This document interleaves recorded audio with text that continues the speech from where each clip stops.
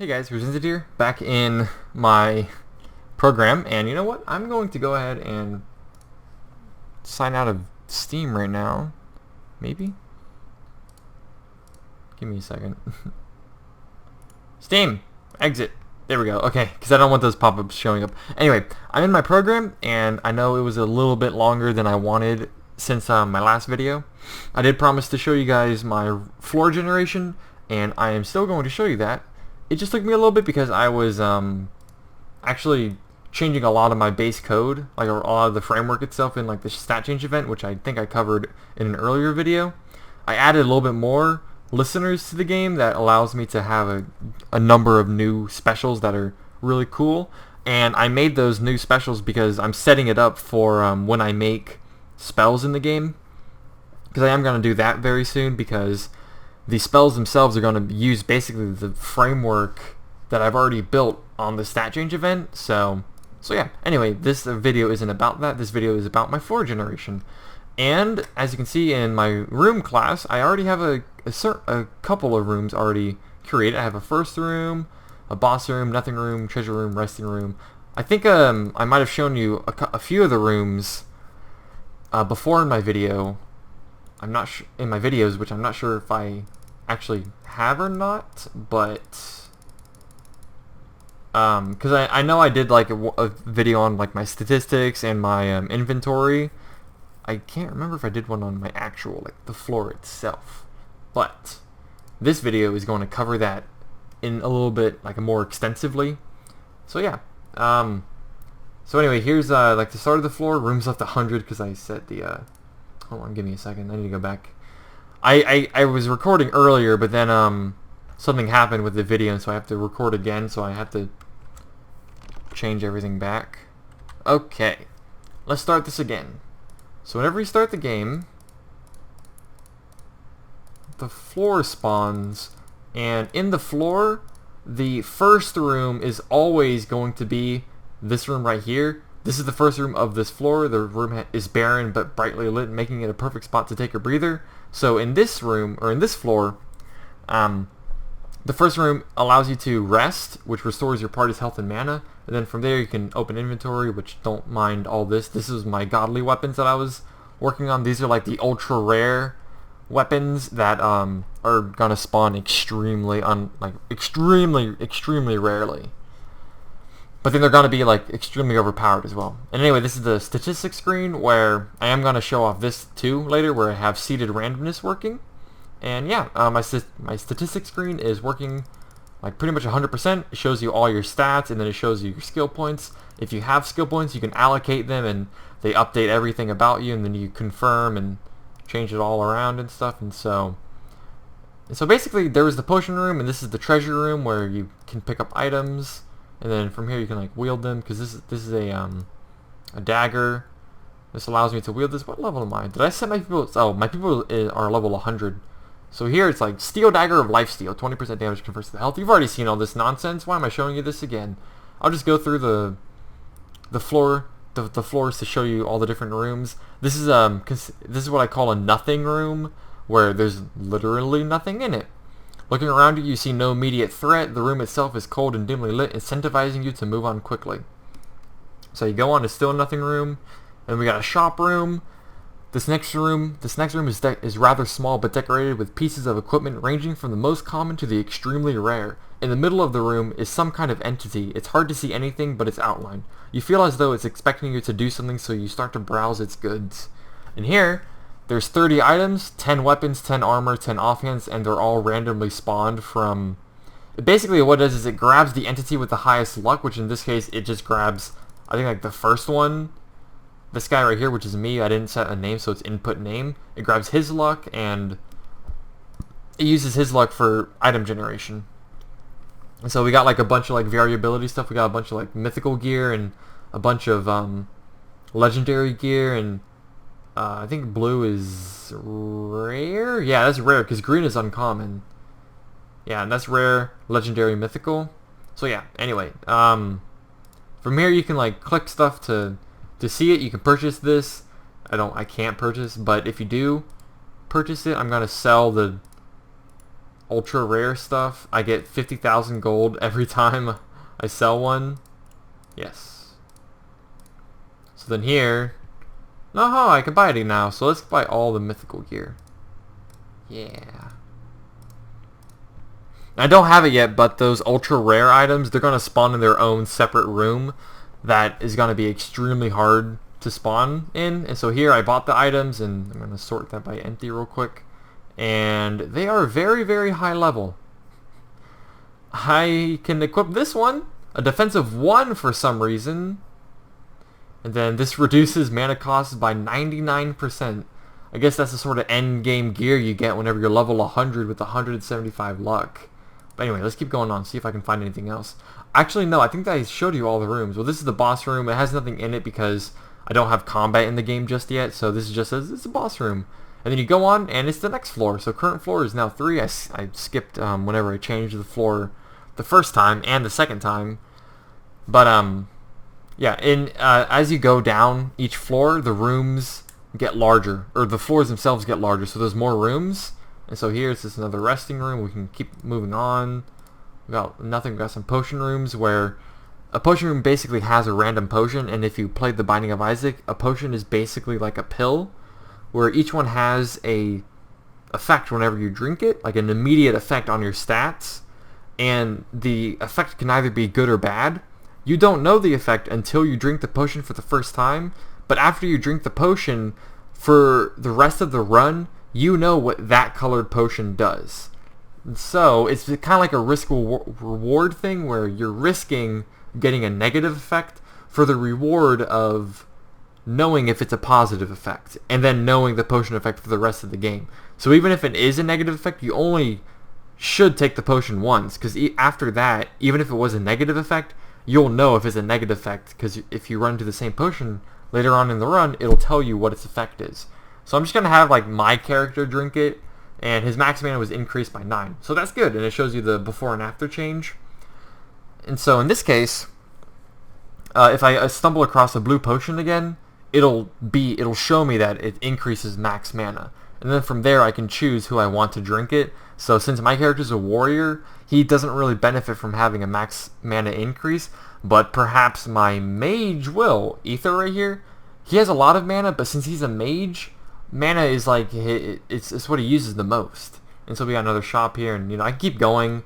I can go on forever, basically. I can keep going down the floors, and it'll never stop. And the lower I go, the larger floors will be. So see, I have a floor of like 11 right now. And we got a yellow potion, which my constitution was decreased, which sucks actually, pretty bad. 2 constitution is a lot. We got a purple potion. Swiftness was increased by 1. We got a pretty good bow here. That is very valuable. Anyway, so that was my 4 generation. I'll go a little bit more in depth on that a little bit later, but I do want to show you the seeded randomness, which is right here. There we go. Lost my mouse for a second. And here, I didn't explain this one, but right here you can input a seed, because this input wasn't here before in my previous videos, but it is now. And basically, it's a number, any number you want between or greater than just greater than 0. It can't be less than or equal to 0, because that screws up the code that I made. So 1 or 0 doesn't work. Anything below 0 doesn't work, but anything above 0 works. So you can do like 1.001. That works. Or you can do like 0.0001, which works as well. So anyway, I can do like 1, and that'll work. So cool. So let's start that.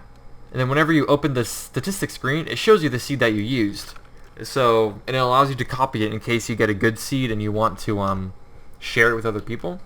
So in this seed, we can see that like the first room is a pink potion that increases gold. Oh, I forgot. I need to set gold to 0 whenever you exit the game. I did not do that, and so we have a bunch of gold. And so gold was increased by 1,600.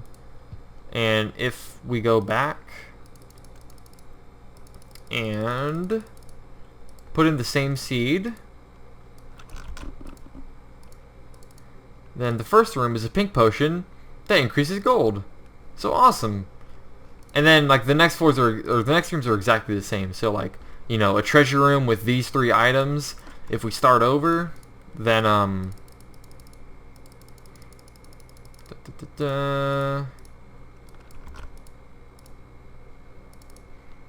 first floor pink potion, increased gold, cool.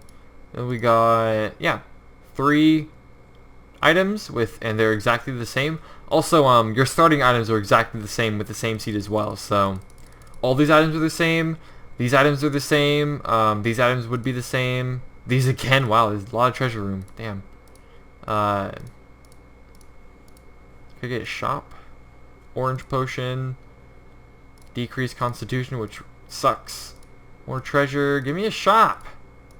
I want to see a shop. Oh, I think I changed the rarity that treasure rooms spawn, so I think that's why we're seeing them a lot. Increased constitution, which is good. I want to show you guys the shop. I think I stumbled upon it before. Decreased max health. But I want you to see it again, just in case if I didn't show you. I think I did, but I'm not 100% sure on that. Come on. What the hell is going on? Why is it taking so much?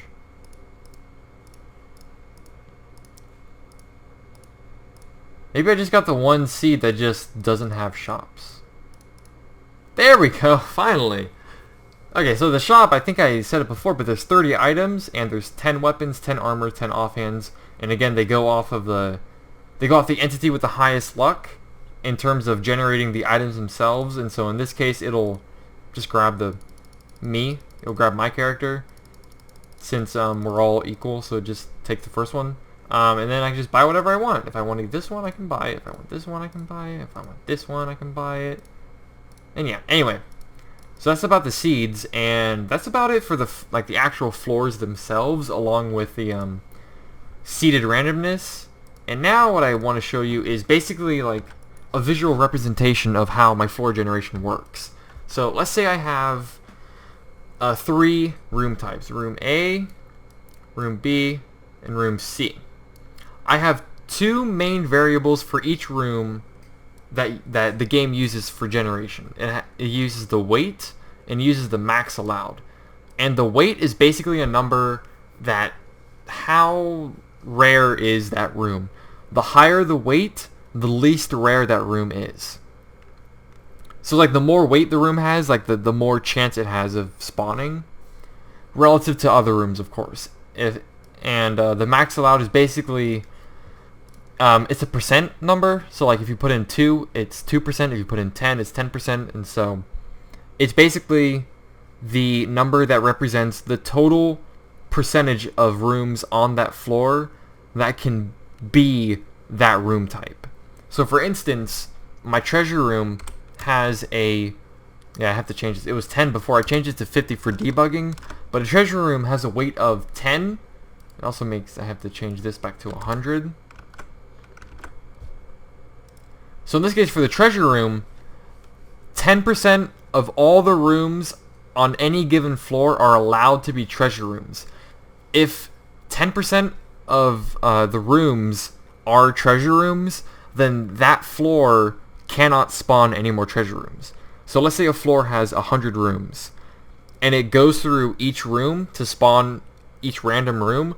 If it spawns a treasure room 10 times, but it's only, let's say, halfway through with spawning the floor, even if there's more rooms left to go on generating the floor, as if the max allowed has been reached, that room type cannot spawn anymore. So hopefully that makes a little bit of sense. Let's go back here. So let's say A has a weight of 10 and a max allowed of 100. And then B, let's say B has a weight of 15 and a max allowed of 10. And then C has a weight of 5 and a max allowed of 15. So basically what my floor does when it's generating the floor is it counts up the total weight of all currently allowed rooms that can spawn. If a room cannot spawn, then its weight isn't counted. So in this case, we are just spawning the floor, and so there's no rooms currently. And so basically actually what happens is the first room of each floor is always dedicated to what I call the first room, where is right here, the first room. And the first room is basically like, the description is like, this is the first room of this floor, You can take the time to rest, and the resting restores your party's health and mana. So the first room of the floor is always going to be first room, and when it gets to the next floor, this is when it starts spawning the rooms themselves. So what it does is it counts up the total weight of all currently allowed rooms that can spawn. So it'll go into room A, and its weight is 10, plus room B, 15, plus room C, 5. So this is a total weight of 30, since 10 plus 15 plus 5 is 30. And then what it does is it chooses a random number between 1 and the total weight. Total, let's not mess this up, total weight. And so what it does is if that room, or if that number itself is between 1 and the weight of the first allowed room, which in this case is 10, then it spawns this room. Then it goes to the next allowed room, which this one has a weight of 15. So it starts at 11, and it's basically 11 plus 15, or 10 plus 15, technically, since 11 is counted. We need it to be at 25. Not 10 through 25, because if it was between 10 and 25, it would actually have a weight of 16, since it counts 0. And so it has to be at the next integer up, which is 11, because 11 through 25 is 15 numbers, which is what the weight is. And so if it's between 11 and 25, then it will spawn this. And then if it's between 26, oh geez, I'm messing it up. 26, oh man, I'm making it look bad. 26 and 30, oh come on. Then it spawns this. So you see the total weight is 30, and then this basically is like the higher the weight, which B has, the better chance it has to spawn. And so B has 15 out of 30 chances to spawn, so basically a 50% chance. A has a 10 in 30 chance of spawning, which is a third, and C has a 5 in 30 chance to spawn, which is what, like a 6, I think? No, that can't be right. 50, then a third, and then whatever's left. No, then I'm dumb. I'm not counting this right, because something's wrong with that math. Because 10 out of 30 is a third, but 15 out of 30 is a half, which leaves oh no, I think I'm right. No, I think I'm correct. Yeah, I am right. Sorry, I'm just stupid today. Yeah, that does leave 1/6 for room C. So room C has a 1 in 6 chance of spawning. Anyway, so let's say it goes through room B, since room B has the highest chance of spawning, so room B will spawn a lot more often. So then it'll be like room B, let's say it spawns room A, and then room B again. And let's say after the second time that room B spawned, that was its max allowed. Like let's say 2 chances or 2 generations are 10% of the entire floor size. So now, since B has reached its max allowed, it's not allowed to spawn anymore. So it's taken out of the pool, and then basically on the next room, it'll regenerate the code with or regenerate the room with the new code, which in this case, 1 to the total weight is the random number that spawned. And so it counts up 10 plus 5, skipping B since B has reached its max allowed. So this is 15.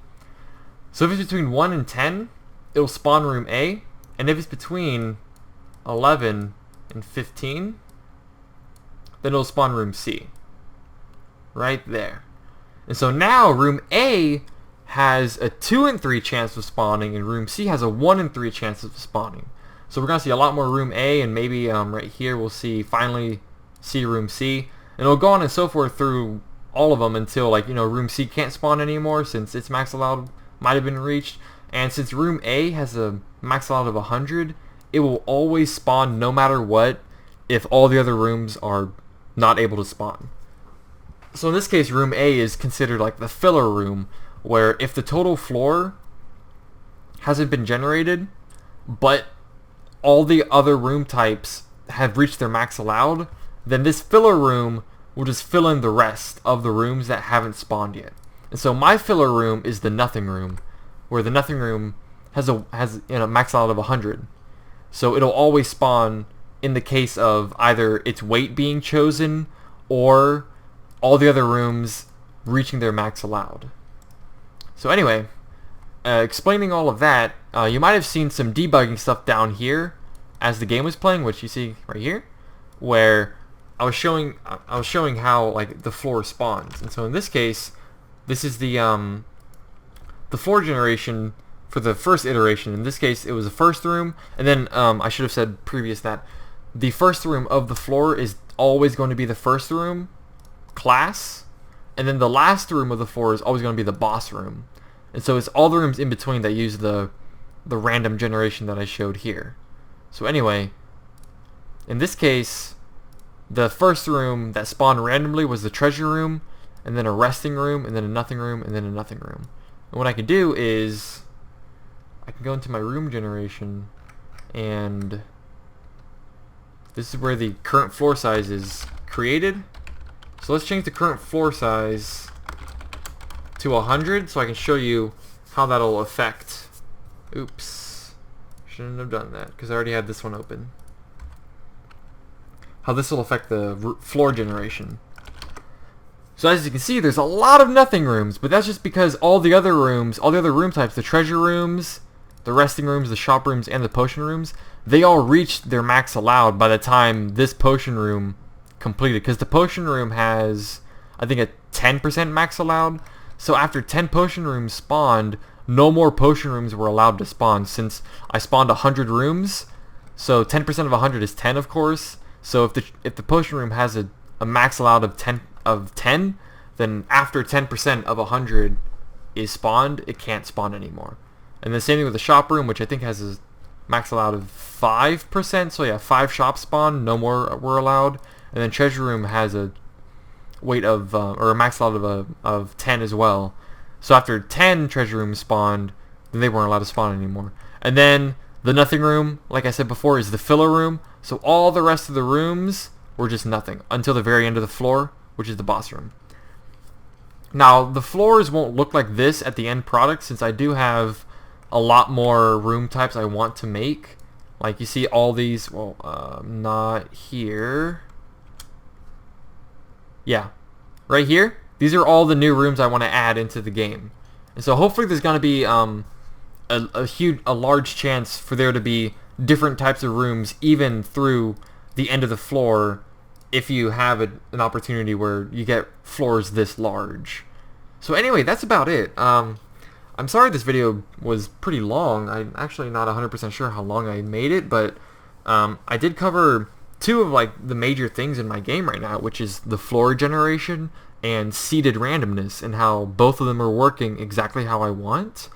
And the game is looking really promising. I'm about maybe like 70% of the way through with the game, because I have the framework for combat started and working very effectively, and is basically in the position that I want it to be in for the final product. All I just need to do now is implement spells, which are just going to work off of the framework that I've already made, and then I just have to make the AI, which is going to be probably one of the more difficult parts of the game. And then of course sound and music, and then you know, just the rest of these rooms to make the game itself kind of pop out with variability and replayability. And yeah, hopefully you guys enjoyed that video, a little insight into my game. In the next video that I'm hopefully going to be making relatively soon, I will try to cover those godly items that you saw earlier, and that'll kind of transition into hopefully some like combat-y stuff where I cover how spells will work and how stuff like passives and like basically like the allocation points for getting spells and upgrades and passives and stuff like that. So hopefully the godly items with their unique specials will kind of transition to how my combat's going to work with spells and stuff. So anyway, that's all a little speculation. I'll kind of figure that out in the next couple of days or so while I hopefully get around to making the new video for you guys. And for now, thank you so much for watching this one, if you're still with me at the end here. And I'm sorry I'm also rambling a little bit, but I do that all the time. I apologize. And yes, I hope you enjoyed the video. If you did, then please show your appreciation by doing all the lovely garbage that is commenting, liking, subscribing, all that stuff. And I will see you guys next time.